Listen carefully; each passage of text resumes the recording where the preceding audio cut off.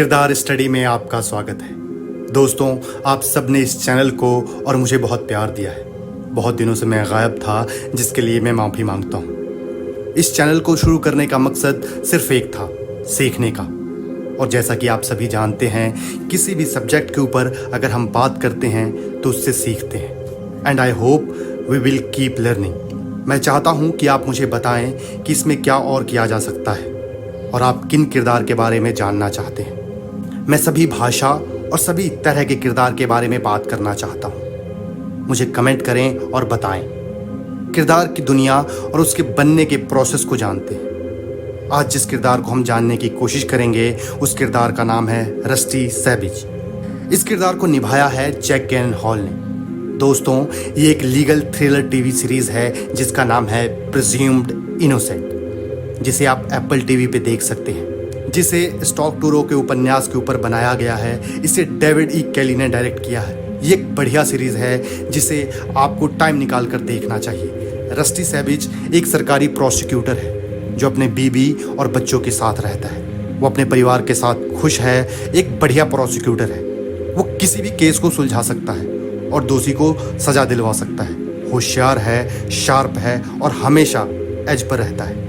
और एज पे रहने के कारण वो दुश्मन भी बनाता है। ऑफिस में ज़्यादा रहता है, इसलिए बीवी से उसके संबंध थोड़े बिगड़े हुए हैं। बीवी से संबंध इसलिए भी बिगड़े हैं क्योंकि ये अपने साथ काम करने वाली कलीग कैरोलिन के साथ अफेयर में है। कैरोलिन का किरदार रेनेट रिंसवे ने निभाया है। ये एक बेहतरीन एक्ट्रेस हैं। इन्होंने the worst person in the world के लिए कान फिल्म फेस्टिवल में बेस्ट एक्ट्रेस का अवार्ड जीता है। आप उस एपिसोड का लिंक बायो में है, उसे भी देख सकते हैं। रस्टी अपने परिवार को बिखरने से बचाने के लिए अपनी बीवी से झूठ बोलता है। सही और गलत के बीच में फंसा हुआ इंसान है। इसे पता है ये जो अपनी बीवी के साथ कर रहा है वो गलत कर रहा है। हमेशा एज पे रहने के कारण जिद्दी भी है। जिसके साथ इसका अफेयर है उसके पीछे पागल है। वो उसके साथ एक रात बात करने जाता है और सुबह इसे मालूम पड़ता है कि उसका मर्डर हो गया है। सवाल यह है कि रस्टी ऐसा क्यों है। उसके अंदर जो गिल्ट है, परिवार को बचा रखने की जो चाह है, अपने गलत एक्शन को एक्सेप्ट करना, ये सब कहाँ से आया। रस्टी का बचपन कैसा होगा। किसी भी किरदार को जानने के लिए कुछ अहम सवाल होते हैं, जैसे ये किरदार कौन है, किरदार किस समय में है, इस समय की सार्थकता या रेलिवेंसी क्या है, किरदार कहाँ और किस जगह पर है, जहाँ है वहाँ क्यों है, किरदार के आसपास क्या है, किरदार के बीते जिंदगी में क्या हुआ था, आगे क्या होने वाला है और इस समय क्या हो रहा है। किरदार के संबंध कैसे हैं लोगों से, किसी ऑब्जेक्ट के लिए या किसी इवेंट के लिए, और किरदार चाहता क्या है अभी और पूरे लाइफ स्पैन में।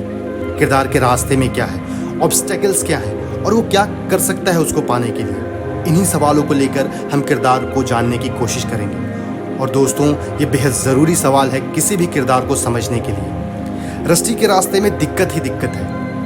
ऑफिस में इसके दुश्मन भरे पड़े हैं। कलीग के साथ अफेयर है जो कि इसकी जूनियर है। किसी भी शादीशुदा इंसान का अफेयर होना कम से कम उसे अच्छा इंसान तो साबित नहीं करती है। इस समय ये फंस गया है। मर्डर के पहले सबसे आखिर में यही कैरोलिन के घर गया था। सारी चीज़ें इसके खिलाफ है। बस एक चीज़ इसके पक्ष में है कि इसके खिलाफ कोई सबूत नहीं। अपोनेंट टोनी माल्टो, जो इसी के ऑफिस में काम करता है।